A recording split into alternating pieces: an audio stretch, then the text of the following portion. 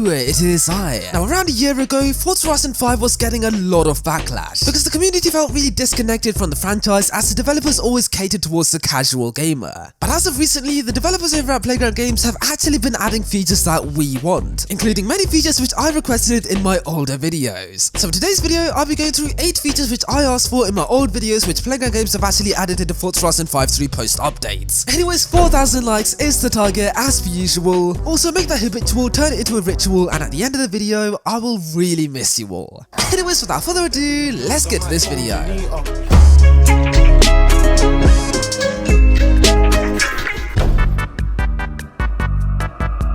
Now, during the start of Forza Horizon 5, launch control was implemented into the game, but it wasn't done so officially. It was basically just like a rev limiter, so it didn't really affect the traction when you launched your car. Anyways, I've always thought to myself that the sound of anti-lag would have gone very nicely with this sort of rev limiter launch control thing. Hence, in this video 11 months ago, I requested this. Also, another thing the community have been asking for years is for two-step. And with a feature like launch control, how is two-step not in the game yet? I mean, it's a perfect way to introduce it. I mean, this is what launch control sounds like on this RX-7 standard.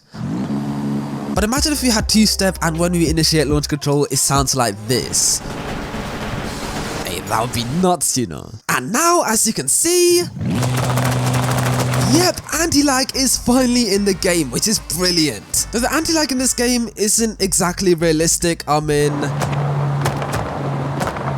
yeah, anti-lag on road cars shouldn't be popping like this. It's a little bit aggressive, so I hope that there could be like a slider to adjust the ferocity of the anti-lag. But other than that, I am so glad that we finally have anti-lag in the game. It's such an amazing feature.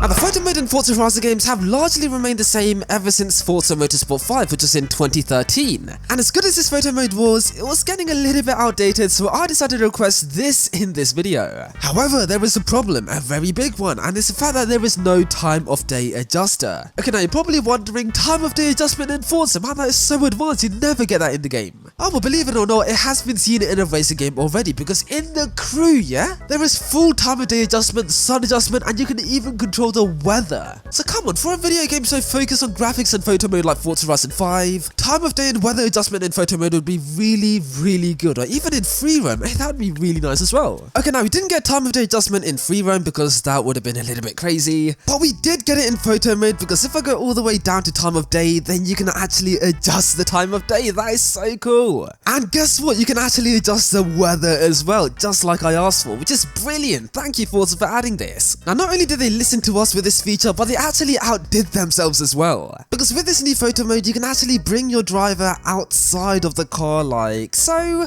and they can emote, which is very Forza of them to do. So yeah, man, big up Playground Games for not only adding a feature that we requested, but also outdoing yourselves because this feature is really cool. Now, Forza Horizon games always feature characters who introduce you to the world of Horizon, which I think is a really nice touch. But I've always thought that it would be really cool to see the introduction of celebrities in the game. Hence, in this very old video, I suggested this. Not just that, but imagine some celebrity characters featuring in the game. Just imagine Jeremy Clarkson walking in on a cutscene talking about power and the stupid environment. And perhaps Vaughn Gittin Jr. could too in his RTR Mustang to teach us how to drift. I mean, that sounds pretty cool, doesn't it? It does sound cool, and guess what? We actually got Vaughn Gittin Jr. in Forza Horizon 5, and he taught us how to drift. Mate, what are the chances in that? Though he didn't teach us to drift in an RTR Mustang, he taught us to drift in a Mach-E, which I guess is still a Mustang. Anyways, not only did we get Vaughn Gittin Jr., but we actually got Donut Media as well, who are kinda like celebrities. And yeah, man, Donut Media added a lot of character to the game. I felt like the first Donut Media thing was a little bit cringe, but the second part with High-Low Cast was actually pretty cool and I enjoyed it very much. Okay, now it's no secret that the atmosphere in Forza Horizon games is a little bit terrible, to put it nicely. Hence, in this very old video, I decided to suggest this. As instead of AI traffic cars, why not have AI traffic planes, ships, and other modes of transport? Now you might be thinking this would be hard to implement, but Forza have already worked with planes and helicopters already. As in Rio and Forza Motorsport 6, you can see airliners coming into land, and even helicopters spectating the cars in some parts of the track. So why not introduce those traffic vehicles into the Horizon franchise? And lo and behold, in Sierra Nueva in Forza Horizon 5, there is a helicopter that flies in free roam, and that is so cool. Honestly, little features like this add so much atmosphere to the game, and I'm so glad that they finally listened to us and gave us helicopters in free roam. That is so cool. And it's not just the helicopter, because in free roam in the base map of the game, you do occasionally see the plane flying in the base map, which is actually pretty cool. So yeah man, I really hope that we do see more interesting traffic vehicles added into Forza Horizon games and not just cars and trains, because seeing planes and helicopters in this game adds so much atmosphere, and I am so glad that Forza are finally listening to us. Now, drag racing cars in real life have very high profile tyres. They're very thick, very juicy, and they are very, very thick. But in Forza Horizon 5, you cannot make the tyre profile bigger. You can only make it smaller by increasing the size of your wheels. And that annoys me very much because I want to make a proper drag car. So in this video, I suggested this. Because if you're building a drag car, you'd want it to have high profile tyres so it looks so much more aggressive. I mean, look at how mean this drag car looks. We need to recreate cars like this in the game. Mike Brown, please listen to me. We need this in the game, please. And guess what? Now in Forza Horizon 5, you can actually adjust the tyre profile, which is brilliant. But you could only do this on some off-roading cars, which is a little bit annoying. So yeah man, the developers kind of listened to us because we do now have tyre profile customization, but it's kind of annoying that it's only available on off-roading cars. So fingers crossed that they can make it onto like every single car in the game, because that would be very nice. I don't know why I crashed into that car. Now the Eventlab creation was first introduced in Forza Horizon 4, and then the developers decided to like kind of polish it up, and then they added it into Forza Horizon 5. And you know, this was a really cool feature, but there were some issues which really annoyed me. In fact, these issues were so annoying that I decided to cover them in this video. However, there are two problems. Number one, you can't save it, meaning you have to build a whole thing in one sitting. So the addition of a save progress button and a creative mode would be very useful, because a save button means you can spend more time perfecting the track and like taking breaks in between the settings.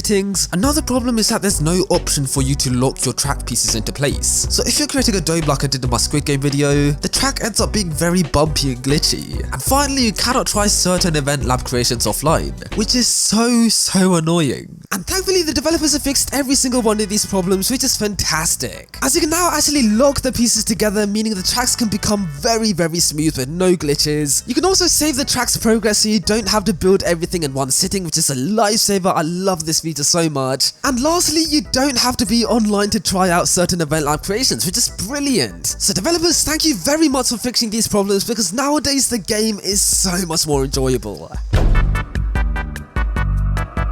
Now in Forza Horizon 5, we have very weird vehicles like the flatbed truck, the monster truck, and of course the parade float. But there's one issue about these vehicles, and it's the fact that you can only drive it once during one mission, which is very wasteful. Like, how can you spend this much time adding these vehicles and only let us drive it once? Hence, I asked for us to be able to drive these cars in more missions in this video. You don't get an opportunity to drive these vehicles again. I mean, sure, you could replay the event over and over again to get behind the wheel of these cars again, but it gets so boring after a while. So I at least hope that the developers sometime in the future create brand new events where you could drive these awesome cars again and again. And guess what? We got just that. Yeah, we're able to drive these cars in a lot more missions, and yeah man, it's just so much more fun. Because having to do the same mission over and over again just to drive a monster truck or a parade float is so annoying. I just want to drive it once and just like, yeah, I just want to enjoy the cars, man. Though playground games free roam with these vehicles would be very nice. Even if it's a racer game, man, I don't care. I just want to drive these cars in free roam. That would be so much fun. Now, I really love the livery editor in Forza Horizon 5 because it's very easy to use, but I've always found the livery editor to be trumped by Need for Speed because of one feature. Hence, in this video, 1 month before Forza Horizon 5 came out, I requested this. But there's one thing that Need for Speed have done so much better than Forza with their livery editor, which is that in Need for Speed, you can choose what finish you want your sticker to be. For example, if you have a matte black car, but you want to apply a chrome gold sticker, you can do that. Whereas in Forza, if you have a matte black car, you can only put a matte gold sticker. The finish of your sticker would be the same as the car pretty much, so it would be really cool if you could layer your stickers and choose what finish you want. And now in Forza Horizon 5 through an update, we have that exact feature in this game, which is brilliant. Because as you can see, the right hand side of this car is like this metallic silver color, and the left hand side of the car is satin black, which is really useful. Now as cool as this feature is, it is a little bit annoying because the stickers can only be one finish. For example, if you have one satin sticker, then every single sticker has to be satin, or if you have one glossy sticker, then every single sticker has to be glossy, if you get what I mean. You can't mix and match between satin stickers and gloss stickers. So yep, that aspect about it is a little bit annoying, so fingers crossed that the developers actually fix this, because that would be a game changer. Hello, it is I. Yes, due to scheduling constraints and a controversial tweet leaking, Yuwan has been recast in this post-credit scene. So, hi, I'm Yuwan.